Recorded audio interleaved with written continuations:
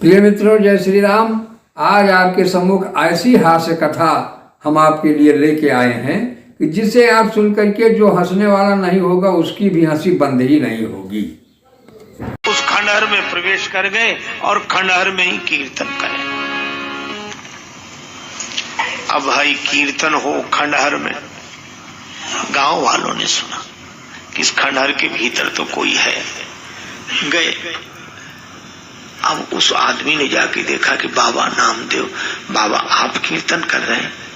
हाँ। देखो, दिन में तो रह जाना कोई बात नहीं, रात को मत रहना। इसमें बड़ा भयंकर प्रेत रहता है। नामदेव जी बोले नहीं रहे, अभी तो भगवान का भजन कर रहे हैं। फिर कीर्तन करने लगे। अब कीर्तन करते जो भगवान के भजन में प्रीति में डूबा हो, से प्रेत की याद कहां रहे। करते रहे कीर्तन। शाम हो गई, रात हो गई, रात को 12 बज गए। अब सोचा कि अब सोया जाए, और जैसी सोने की सोचने लगी तो याद आई, कह रही वो आदमी कह रहा था इसमें प्रेत रहता है। और जो प्रेत को याद किया सो महाराज बड़े विकट रूप में वो प्रकट हो गया।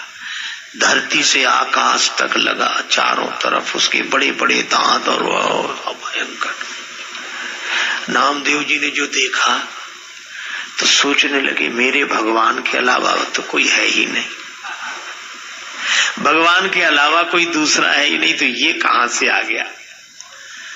अरे का जय हो प्रभु, जय हो। इस रूप में आपका दर्शन पहली बार ही किया।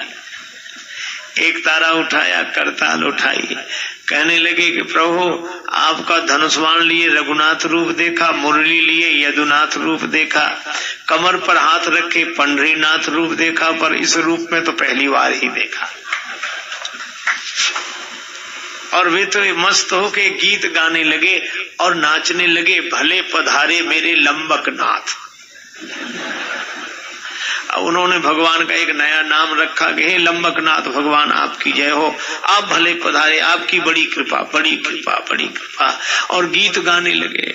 आप आश्चर्य करोगे, जो गीत गाया तो प्रेत गायब हो गया, भगवान प्रकट हो गए। प्रेत नहीं रहा, भगवान प्रकट हो गए। प्रेत तो था ही, लेकिन भगवान के भाव से प्रेत गायब हो गया। बस मैं भी आपसे यही निवेदन करता हूँ कि जगत आपको जब जब अशांति दे तब तब आप जगत में ही भगवान को देखना, तो भगवान प्रकट हो जाएंगे, जगत गायब हो जाएगा। नामदेव जी सब में भगवान देखते, सब में। यही सत्संग है। एक बार घूमते हुए गए तो लौट कर आए, तब तक कुटिया में आग लग गई, बड़ी भयंकर आग। गांव वालों ने कहा कि बाबा हमने ये सामान निकाल लिया, ये आपकी रामायण, ये आपकी गीता, ये दुशाला और ये ऐसे। नामदेव जी सोचने लगे कि मेरी किसी से दुश्मनी है नहीं, मेरी कुटिया में आग लगाएगा कौन। अच्छा, फिर मैं कोई आग रखूं ऐसा भी कुछ नहीं, ये कुटिया में आग लगी कैसे। अरे समझ में आ गया, क्या ऐसी आग लगी कुटिया में बुझती नहीं बुझाए, अग्नि रूप धर नारायण ही सेवक के घर आए। ओ अग्नि रूप धर नारायण ही सेवक के घर आए, अग्नि रूप धर नारायण सेवक के घर आए। नारायण नारायण नारायण श्रीमन नारायण नारायण नारायण श्रीमन नारायण नारायण नारायण श्रीमन नारायण नारायण नारायण श्रीमन नारायण नारायण नारायण श्रीमन नारायण नारायण नारायण श्रीमन नारायण नारायण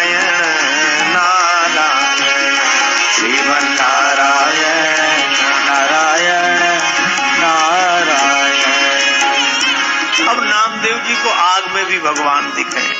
कहने लगे प्रभु बड़ी कृपा, आप इस रूप में आए, जो और जगह से भिक्षा मांग कर लाए थे वो भी आग में, लो भगवान भोग लगाओ। अब गांव वालों ने जो सामान निकाल के रखा था वो भी डाल दिया, भगवान भोग लगाओ, भगवान भोग लगाओ, भगवान भोग लगाओ। गांव वालों को बड़ा बुरा लगा, क्योंकि उनको तो आग दिख रही थी। अब एक को आग दिखती है, एक को अग्नि में भगवान दिखते हैं। शरीर के कपड़े भी उतार कर भोग लगा, एक लंगोटी। गांव वाले बोले रात को कोई बिछाने ओढ़ने को मत देना, पता लग जाएगा, कोई मत देना, मर जाएगा तो कह देंगे पागल था, हमने थोड़ी कुछ कर दिया। नामदेव जी अकेले ही खड़े उस अग्नि का नजारा देखते रहे, सब कुछ जलकर नष्ट हो गया।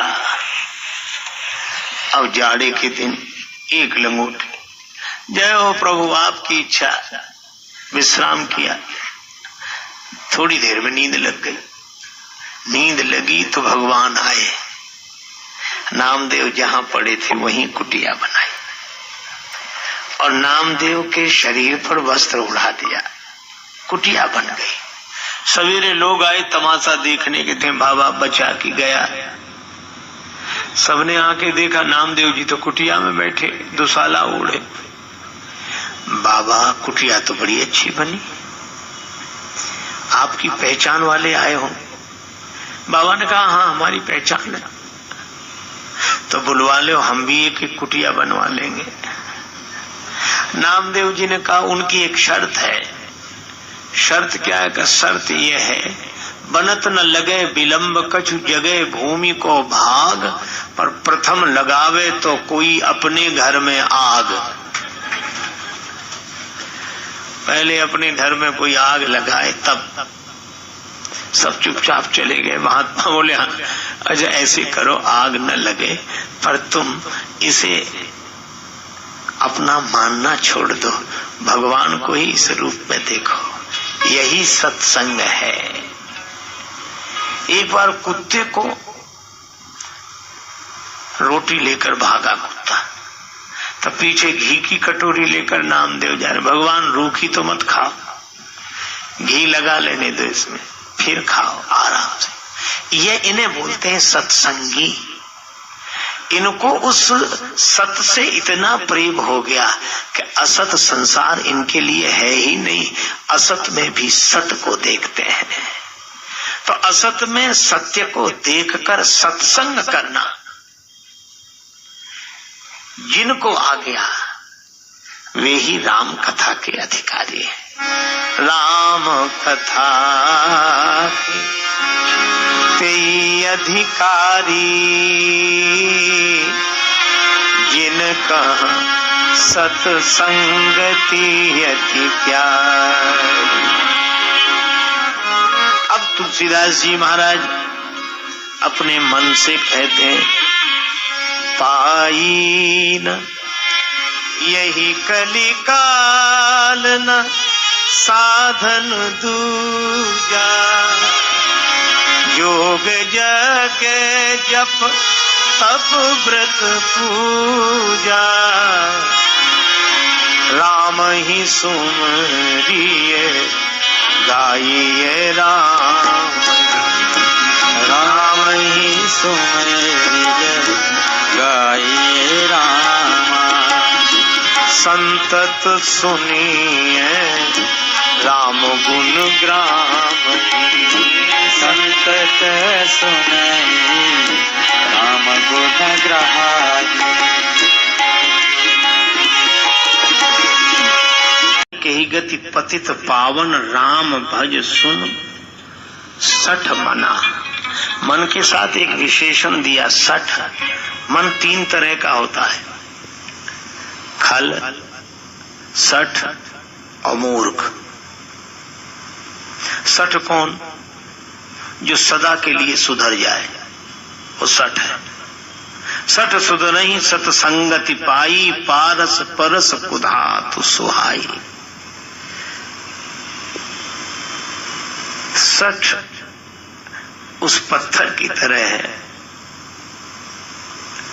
जो पारस का स्पर्श पाते ही परिवर्तित हो जाता है, वह सठ है। और एक वो है खल। खल खल किन्हें कहते हैं? एक महात्मा थे हमारे बड़े विनोदी, वो कहा करते थे खल शब्द में 2 अक्षर होते, खा और ला, जिसमें वो खाए और लड़े, बल्कि लड़ने के लिए ही खाए। तो हमको बड़ा अच्छा लगा, तो हमने कहा महाराज इसमें एक बात और जोड़ो। बोले, कहने लगे बताओ। हमने कहा जिसका खाए उसी से लड़े। खल। अच्छा, ऐसा नहीं कि खल सुधरते नहीं, सुधरते हैं। खलऊ करही भल पाए सुसंगु, लेकिन मिटई न मलिन स्वभाव अभंगु। उनका स्वभाव कभी नहीं जाता। बाकी जब तक कथा कीर्तन है सुधर जाते हैं। वे खल है जो उतनी देर के लिए ही सुधरे। जो हमेशा के लिए सुधर जाए वो सठ, और जो उतनी देर के लिए ही सुधरे जितनी देर सत्संग हो रहा है, वे खल। और मूर्ख उन्हें कहते हैं जो उतनी देर को भी न सुधरे जितनी देर सत्संग हो रहा है। मूर्ख हृदय न चेत, जो गुरु मिलहि बिरंचि सम। ब्रह्मा जी के समान भी गुरुदेव क्यों न मिले, पर मूर्ख का हृदय कभी चेतता नहीं है। तो भैया यहाँ कहा जा रहा है सुन सठ मना, मन तू सठ है, इसलिए पाई न कही गति पतित पावन, राम भज सुन सठ मना।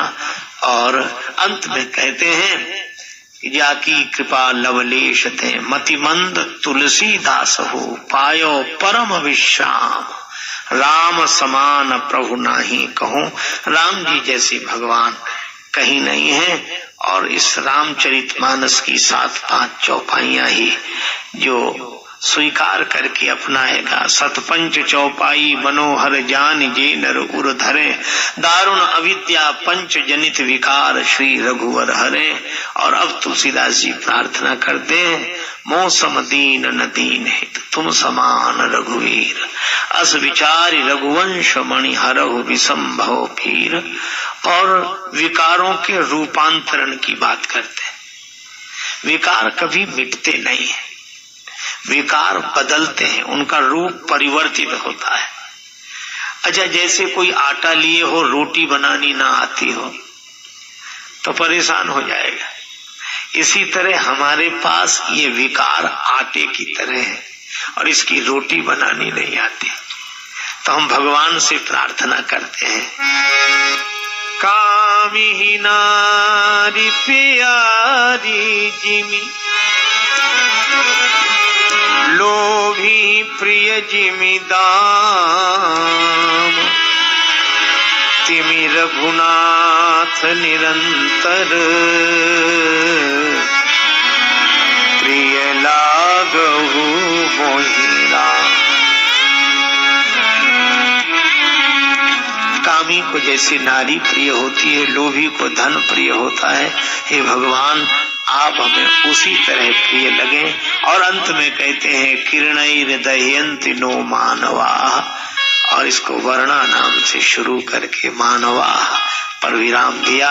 यह श्री तुलसीदास जी का मत है। और तुलसीदास जी से जब पूछा कि यह ग्रंथ है किसका, तो तुलसीदास जी कहते हैं शंभु प्रसाद रचि महेश निज मानस, राखा रचि महेश निज मानस, राखा रचि महेश निज मानस, निज मानस, राखा रचि महेश निज मानस, मानस निज मानस। मानस जिसे रचकर छिपा लिया था, हमने उसको कहकर छपा दिया है। तो यह रामचरितमानस किसकी कृपा से मिला? तो तुलसीदास जी बार बार प्रणाम करते हुए कहते हैं शंभु प्रसाद, यह भगवान शंकर की कृपा का प्रसाद है। शंभु प्रसाद सुमति ही हुलसी, रामचरितमानस कवि तुलसी। यह रामचरितमानस की पावन रचना भगवान शिव की कृपा से मिली है। तो रामचरितमानस शिव कृपा से तुलसीदास जी के द्वारा मिला। तो राम भक्ति भी शंकर जी की कृपा से सबको मिलती है। इसीलिए कहा बिनु छल विश्व नाथ पद नेहु, राम भगत कर लक्षण एहु। बिनु छल विश्व नाथ करेहु, राम भगत कर लक्षण एहु।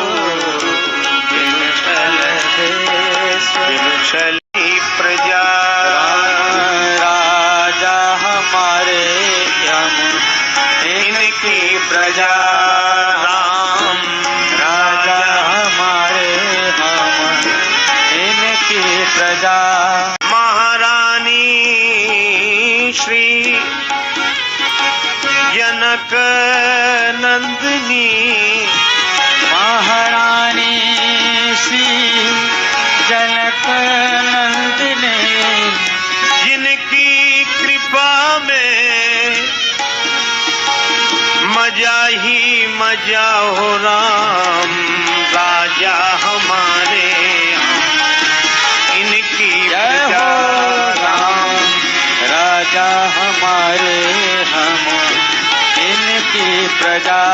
राम भरत कहें भरी बारी बिलोचन, प्रभु की रजा में हमारी रजा, राम राजा हमारे हम इनकी प्रजा। राम राजा हमारे हम इनकी प्रजा।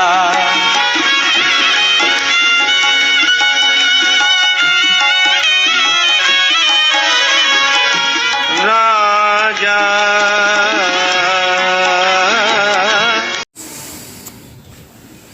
मित्रों, जय श्री राम, नमस्कार।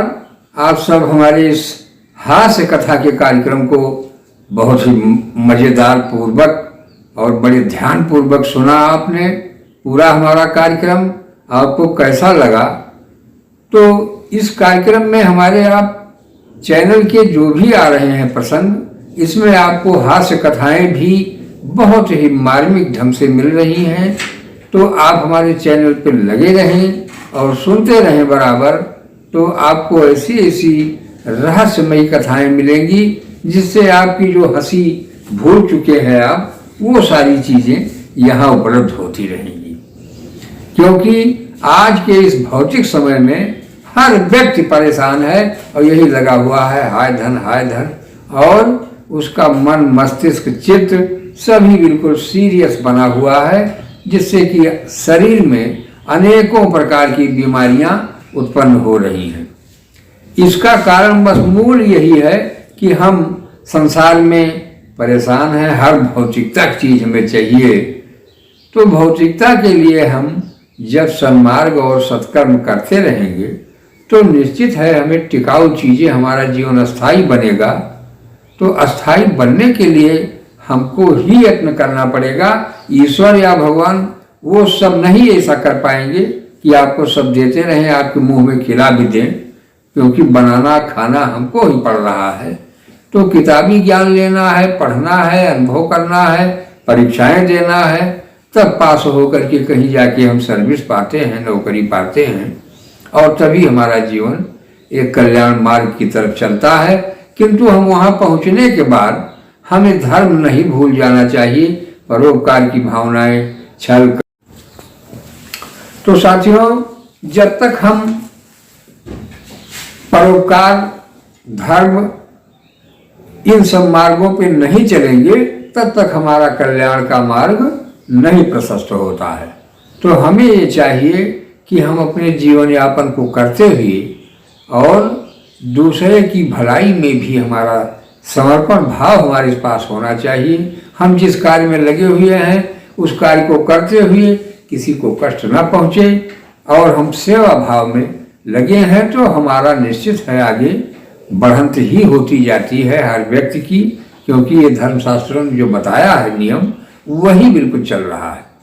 हमें आपको अपनी तरफ से कुछ भी कहीं भी कोई भी गलती न होने पाए ये विचार भाव में हमेशा रहना चाहिए और अपनी बुरी आदतों को हमें छोड़ते हुए सत्कर्म के मार्ग पर चलना चाहिए। साथियों, तो आपको ये हमारा कार्यक्रम कैसा लगा आप लोग हमें कमेंट के माध्यम से जरूर बताएं और यदि हमारे चैनल पर नए हो तो आप हमारे चैनल को लाइक सब्सक्राइब शेयर कर लें, जिससे कि आपको बहुत ही महत्वपूर्ण जीवन की रहस्यमयी बातें मिलती रहें और जो भी त्रुटियां होंगी क्षमा करेंगे दोस्त। धन्यवाद।